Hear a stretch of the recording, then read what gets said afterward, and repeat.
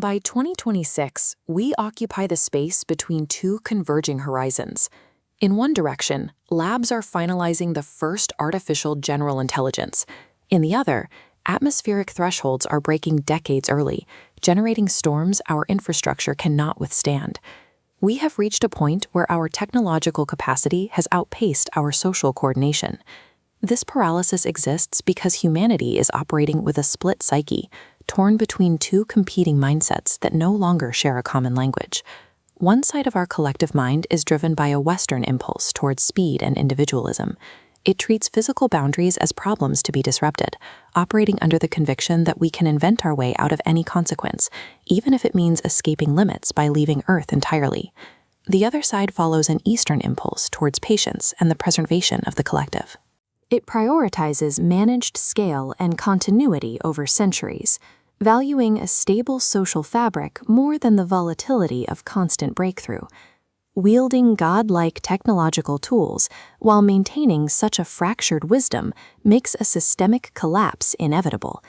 Unless these two competing halves integrate, the machines we build will simply accelerate our own division. In the late 2020s, the psychological split turns physical. As trade wars harden into total decoupling, supply chains snap.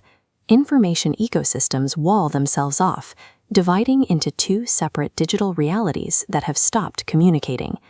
The West responds to the AI boom with a manic sprint. As automation replaces traditional labor, society pivots toward hyper-individualized synthetic realities, relying on universal basic income as a temporary economic circuit breaker. Simultaneously, the East manages global instability by pulling inward. They deploy surveillance grids to strictly ration food and water, utilizing digital sovereignty to enforce the discipline required for survival in an age of scarcity. These plans are brutally interrupted by physical reality. As the oceans rise, infrastructure in Miami and Shanghai begins drowning. The resulting mass migrations harden borders and turn global anxiety into a permanent state of paranoia. Innovation becomes desperate.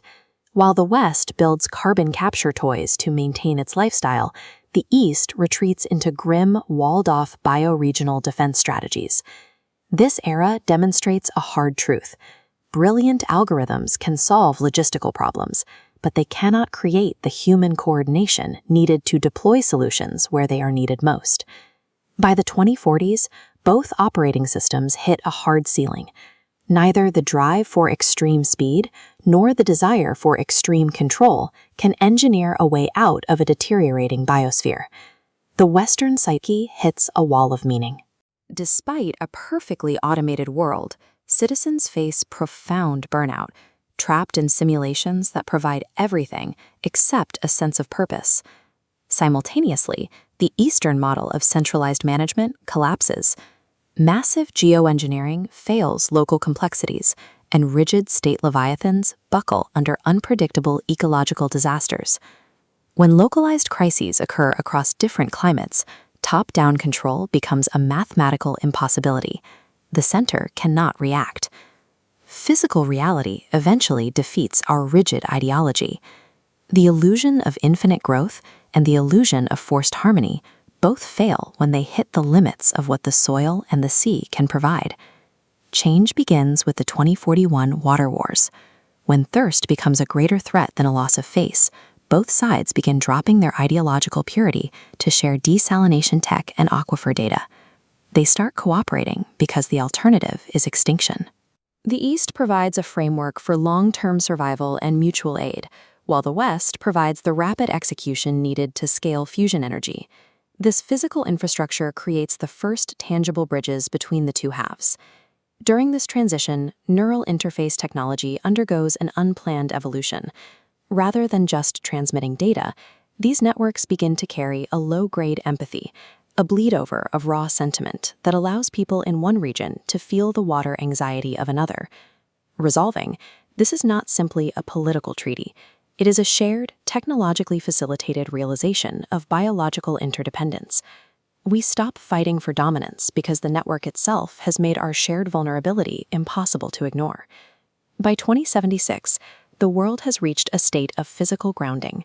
It is a stabilized, mature environment where the frantic motion of the early century has finally found its frequency.